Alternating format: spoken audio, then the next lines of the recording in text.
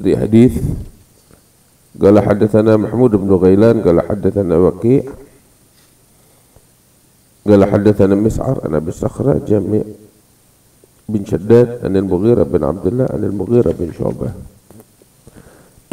qala diftu ma'a Rasulillah sallallahu alaihi wasallam dhata lailatin fa utiya bi jambin mashwiyin thumma akhadha shafrata faja'ala yahuzzu fahazza li minha biha minhu faja'a Bilalun yu'dhinuhu bis-shalah fa afgha shafrah faqala malu taribat yadah wa kana sharibhu qad wafa faqala agussuhu lak ala siwak au gussuhu ala siwakin.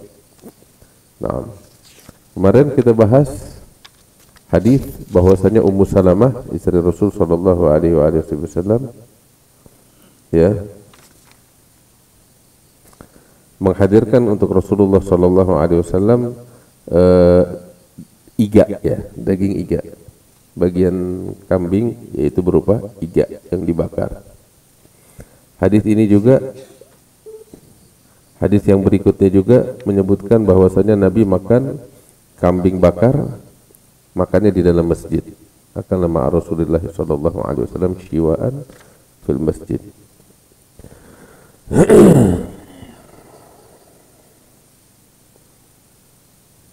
Nah, ini menarik. Salah satu yang dimakan oleh Rasulullah iga. Ya.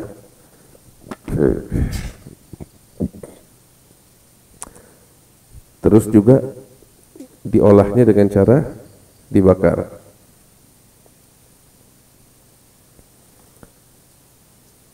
Apa artinya Nabi cuma makan kambing bakar doang? Enggak. Hadis sebelumnya juga menyebutkan Nabi makan marag. Marag itu kan direbus. Di situ ada daging, ada gedit. Gedit itu daging yang udah di dendeng atau diawetkan. Ya. Artinya dalam hadis ini Nabi SAW makan iga dan juga cara penyajiannya adalah dibakar.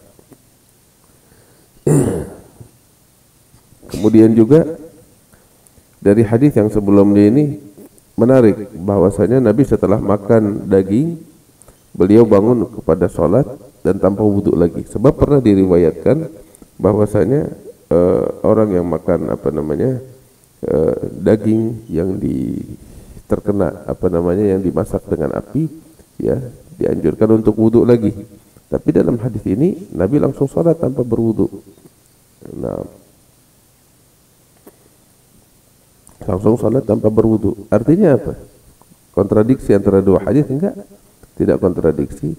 Tetapi ulama menegaskan bahwasanya hadis yang ini menghapuskan hukum hadis yang lama, mansukh yang lama, yaitu perintah untuk berwudhu setiap kali makan dari makanan yang kena api. Nah, itu hukum itu dihapuskan dengan hukum yang baru. Nah, atau mereka juga mengatakan hadis yang itu yang menyatakan bahwasanya perintah untuk berwudhu setiap kali makan makanan yang dimasak dengan api itu tidak umum, tetapi ada konteksnya. Ya. Konteks untuk situasi tertentu yang terjadi pada saat itu. Nah, sehingga hadis ini menjelaskan bahwasanya habis makan enggak harus berwudu untuk sholat. Nah, kemudian yang menarik hadis yang berikutnya akal nama Rasulullah sallallahu alaihi wasallam syiwaan fil masjid. Katanya Sayyidina Abdullah bin Harith, beliau katakan kami makan bersama Rasul sallallahu alaihi wasallam daging bakar di dalam masjid. Nah, ini menarik bahwasanya makan di dalam masjid bukan hal yang dilarang selama tidak mengotorkan masjid dan tidak membuat masjid berubah fungsi. Ya. Ya, artinya sesekali dibolehkan, bukan setiap saat. Nabi juga dan sahabatnya enggak setiap saat makan di dalam masjid begitu. Tapi kebetulan saat itu dihadirkan makanan di dalam masjid, maka mereka makan di dalam masjid. Artinya apa? Seperti yang kita katakan bahwasanya fihi an akul fil masjid, makan di dalam masjid jaiz. Ya. An akul fil masjid jaiz. Ya. Dengan syarat yang tadi kita nyatakan tidak mengubah ya fungsi masjid dan tidak mengotori masjid. Dan itu dilakukan oleh Rasul sallallahu alaihi wasallam.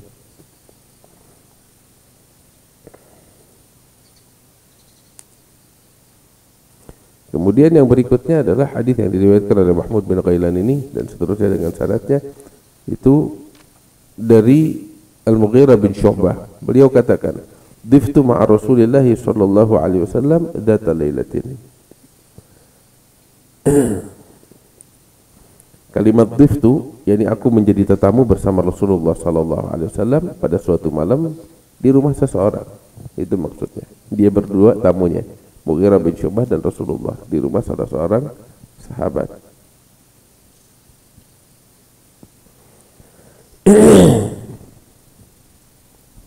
Di rumahnya siapa ya? Itu disebutkan oleh Al-Imam Al-Qadhi Ismail bahwasanya sahibul baitnya itu adalah Duba'ah binti Zubair. Maka dihadirkan fa'utiya bijambin masywiyin. Dihadirkan iga bakar. Thumma akhadha syafrah. Maka Nabi SAW mengambil syafrah. Syafrah itu sikin. Sikin itu pisau. Pisau yang besar. Syafrah.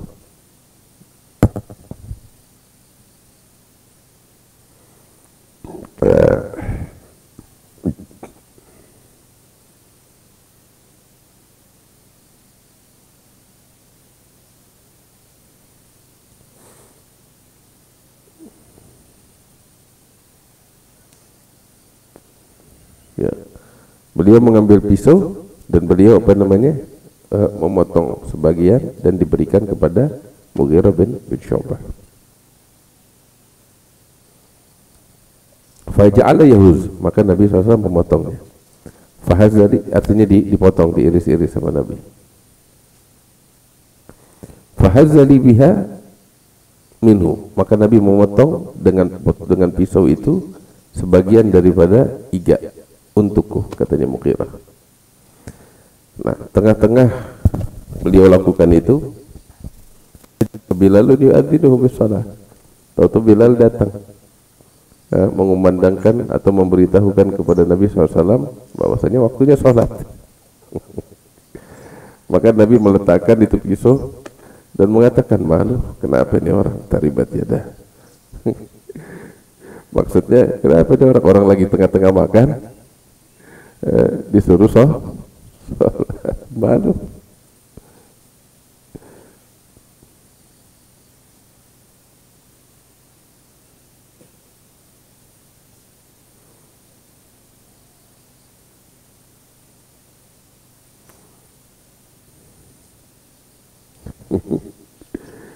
Kata Nabi, malu, taribat yadah, kenapa ini orang? Kalimat taribat yadah itu bahasa yang digunakan oleh orang-orang Arab di masa itu, ya. Bahasa yang digunakan oleh orang-orang Arab di masa itu mengandung beberapa arti. Kalimat taribat yadah secara harfiah, ya, secara harfiah artinya itu secara harfiah, ya, kalimat taribat yadah itu tangan yang berlumuran dengan tanah. Tangan yang berlumuran dengan tanah. Maksudnya apa? Biasanya tangan kalau udah kotor dengan tanah, ini kerja keras, ya, kerja yang sangat keras, ya, fisik begitu. Terus juga kerjanya bukan kerja yang menghasilkan, artinya kerjanya berat, hasilnya juga enggak besar begitu. Nah, bahasanya kita kerja kasar. Dan biasanya kan kerja kasar itu dilakukan oleh orang-orang yang ekonomi di bawah begitu, ya.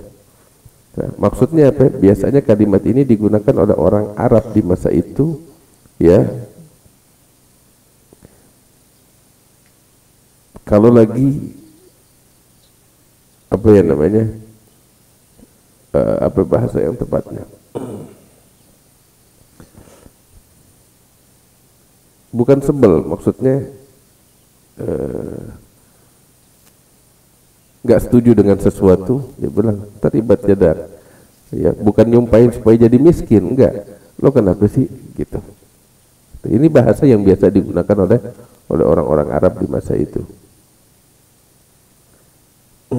Ya.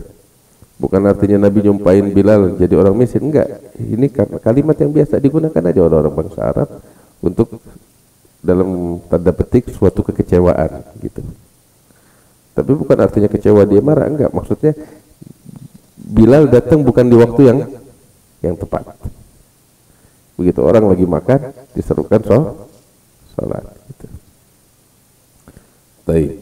Dari hadis ini ya, dari hadis ini banyak hal yang bisa kita petik. Bahwasanya bertamu ke rumah orang nggak harus di pagi hari atau di siang hari, sekalipun di malam hari juga dibolehkan. Nah ini dia hadisnya. Bertamunya di malam hari. Terus juga yang bisa kita petik dari ini, selain bertamu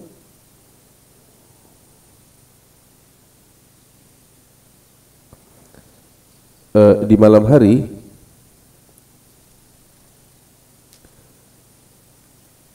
Nabi Shallallahu Alaihi Wasallam saat itu bertamu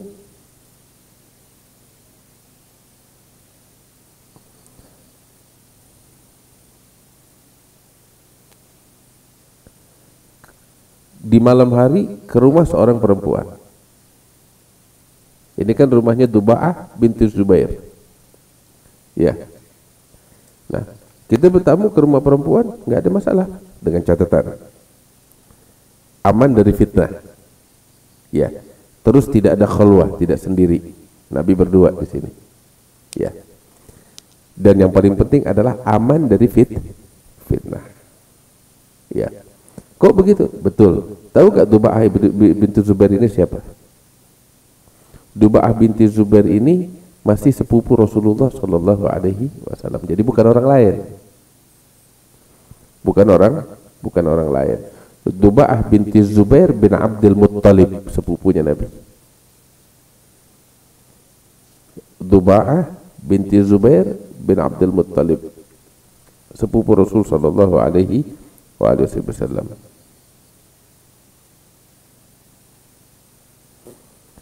Dan itu waktu juga Duba'ah nggak sendiri, dia ada suaminya. Suaminya tahu siapa? Suaminya adalah Al-Miqdad ibn Al-Aswad. Jadi betul-betul aman dari fitnah.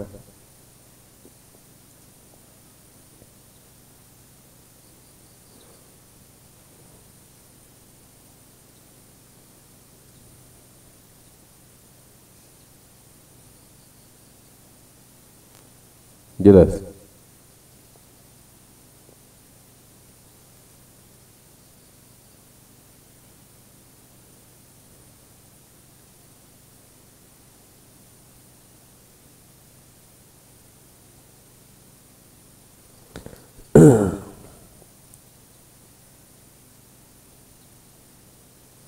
Ini yang bisa kita petik. Terus juga yang bisa kita petik ya dari ini hadis adalah cara penyajian makanan masa itu. Bagaimana tahu? Potongan-potongan dagingnya bukan potongan kecil, potongan besar. Potongan-potongan besar. Kalau kita kan potongan-potongan udah kecil. Ini enggak, potongan-potongan besar. Karena itu dibutuhkan pisau. Dibutuhkan syafrah. Ya, demikian halnya juga dalam beberapa hadis ketika disajikan az-zira, zira itu, zira apa? Lengan utuh. Nabi ngambil wanahash, diambil tuh lengannya dan digigit oleh Rasulullah SAW. Artinya potongan besar. Ya. Itu cara penyajiannya demikian. Nah ini yang menarik di sini. Ya. Kok sampai segitunya? Iya. Sebab para sholihin sebelum kita itu mereka betul-betul secara detail dan teliti ingin tahu bagaimana sih Rasulullah. Betul Nabi Muhammad makan iga.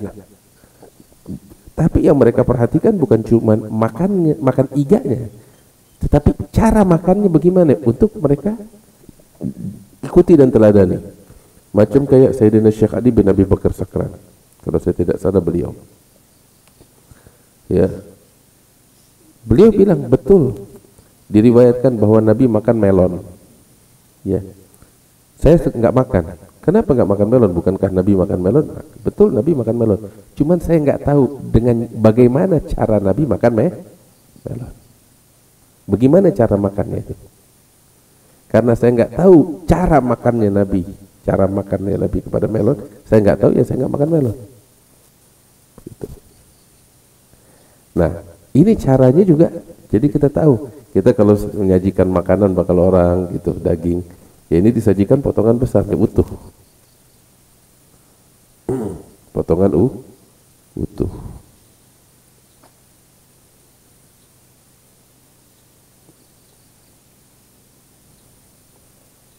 Terus iganya juga nggak cuma satu tulang begitu kelihatan, ini nyambung semua nih.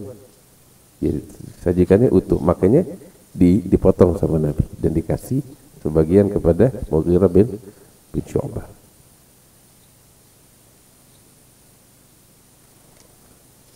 Terus juga yang menarik di sini disediakan pisau. Ya, disediakan pisau.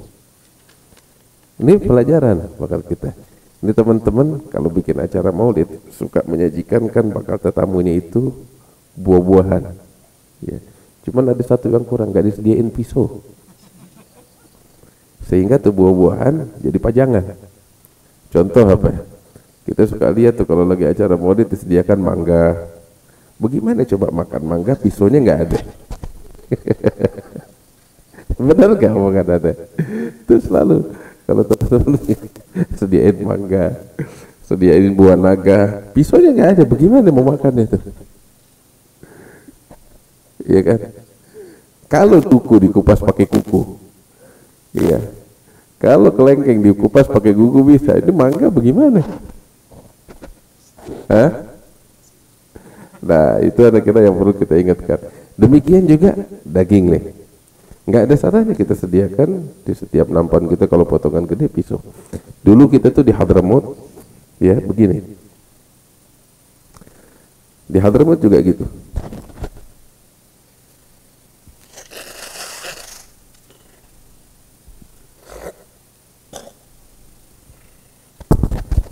Di beberapa wilayah seperti di daerah Dawan dan lain sebagainya, itu kita kalau tetamu tuh disediain sama sahibul bait tuh potongan daging, potongan besar. Nggak ada di daging tuh dicacah sama dia orang, nggak gitu. Ya, jadi penyajiannya itu kalau di daerah Dawan, ya daging tuh misalnya lengan, ya lengan utuh, iga utuh segitu tuh besar. Terus sahibul bait itu duduk sama kita makan. Dia di sini nih ada pisau dapur. Kita kalau pergi ke Hadramaut tuh biasanya tuh orang-orang di Dawan tuh, ya. Di sini ada namanya jambiyah. Jambiyah tuh kalau bahasa kita di sini keris, ya. Keris kan nggak dipakai, cuma sekedar apa sih namanya, pajangan gitu, hiasan, pakaian adatnya mereka. Ada namanya jambiyah. Ada lagi di samping jambiyah itu pisau dapur. Nanti kalau lihat aneh ini bakal apa pisau dapur di pisau dapur itu sebagai simbol gue ini penjamu tamu, simbol kedermawanan. Siapapun yang datang kemari gue jamu. Ini pisau nih sebagai simbol dan dipakai pisaunya. Bakal apa?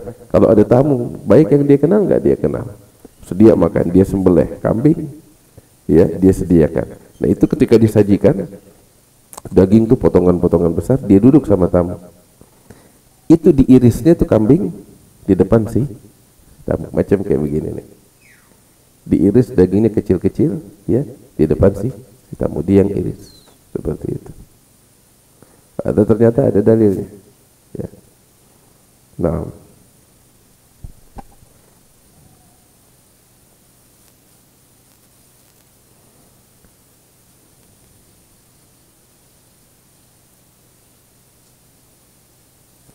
Kemudian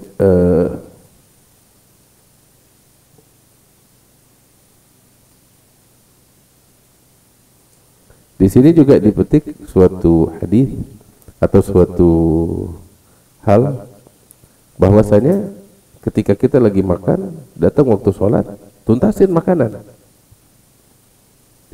Dituntasin.